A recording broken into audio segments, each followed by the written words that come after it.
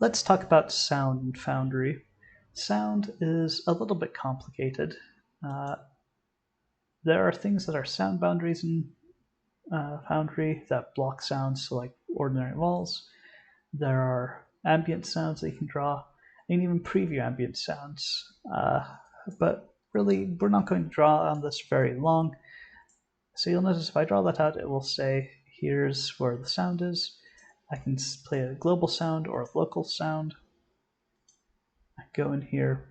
I actually don't have many sound files downloaded, but I do know that I have some that came in on another map that I have imported. I'm trying to remember where. Actually, this was not from Cloud.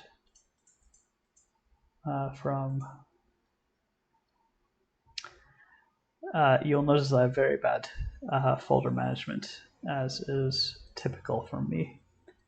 Audio, here we go.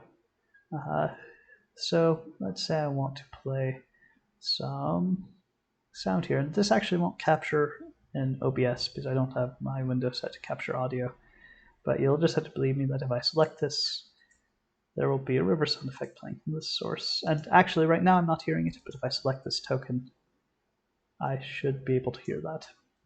You can adjust these to set up its maximum volume at its origin point. You can also set a darkness activation range, like if you want to have a lamp slightly hissing from electrical noise, you can do that. You can also set it to global. Global will pass through walls that obstruct sound. And so if I move my owl here, the river sound is pretty loud and audible. If I move away, it grows softer and softer until it's eventually inaudible. And you'll notice that that corresponds to the radius here. You can change that effect radius. And you can also turn off volume easing. So if I do that, and I move my owl here, it's the same as if it were here. But then if I move it back to here, it can't hear the sound again. So those are some of the options for sound. And sounds can appear on a lot of different things too. You can put sounds on some tokens and things. There are things you can do to make things more complicated. With sound effects, you can set scenes to have sounds that play automatically. So for example, I could, if I had a playlist set, I could do that. I don't usually use audio because my players come on a bunch of different device types and they have different audio settings, and so what might be a comfortable volume for one player is not comfortable for others, and that's something that's important to be mindful. Some players also like to listen to music in the background. You might play music on the bot on the Discord server or something like that. So it is worth noting that this is probably one of the things that can be particularly disruptive if you're just tossing it in there, toss it in there. A lot of modules come with sounds, and I've had players tell me, because I forgot to clear the sounds off a layer, they could not hear me. Fortunately, if you do have issues with that, there is that clear sounds option.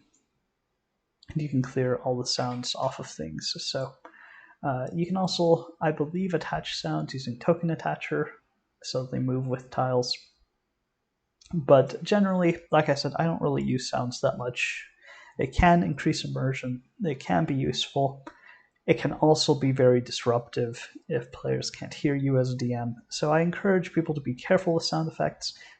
But if you want to experiment, that's the fundamentals, and you are certainly welcome to go ahead and do more with that if you would like.